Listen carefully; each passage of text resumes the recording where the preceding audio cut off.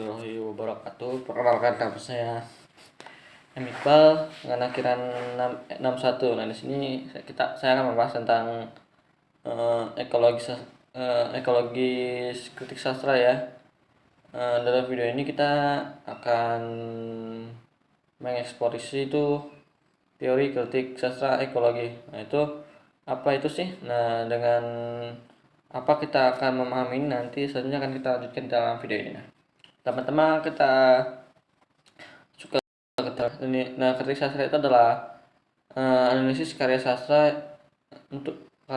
untuk menilai kualitasnya lebih baik dari segi tema, karakter maupun latar.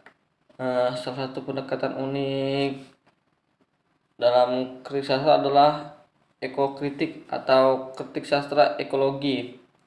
Nah, teori ini tuh berfokus pada hubungan manusia dan sastra dan alam.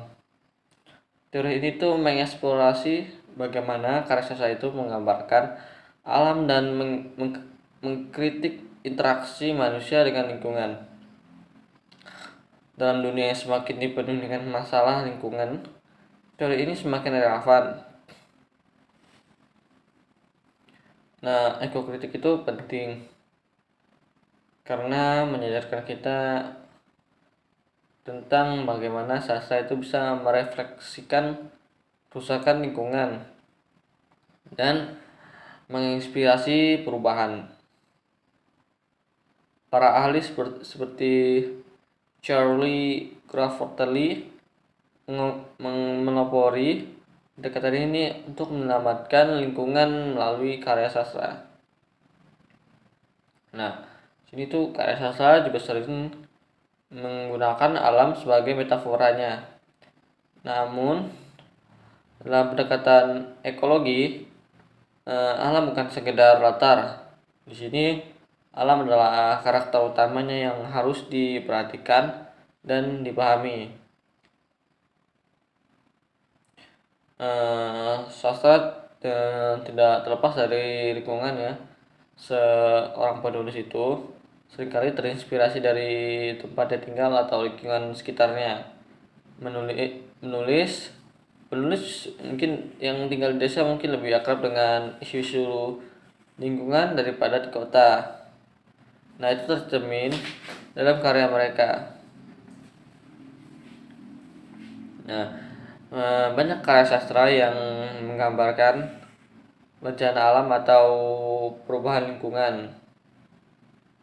Melalui kisah-kisah ini, penulis mengajak kita untuk berpikir tentang bagaimana kita sebagai manusia mempengaruhi dan dipengaruhi oleh alam dan sekitarnya. Nah, ciri-ciri teori kritik sastra ekologinya di antara lain itu berfokus pada lingkungan, kritik terhadap eksploitasi alam, dan kesadaran ekologis. Penulis menggunakan pendekatan ini sering menggunakan metafora alam untuk mengkritik konsumerisme dan mengajak pembaca untuk lebih peduli terhadap lingkungan. Ya, teori kritik sastra ekologi ini memberikan cara baru kita untuk melihat sastra bukan hanya sebagai karya seni, tapi juga sebagai alat untuk menyadarkan kita tentang pentingnya menjaga alam dan sekitar kita. Sementara sastra memiliki kekuatan untuk menginspirasi perubahan dan pendekatan ekokritik. Nah, kita dapat melihat bagaimana hubungan manusia dan alam terjalin melalui kata-kata. Nah, itu penjelasan singkat saya tentang kritik sastra ekologi. Semoga video ini bermanfaat. Assalamualaikum. Semoga video ini bermanfaat, dan itu saja. Saya Iqbal dengan akhiran yang satu dan selesai.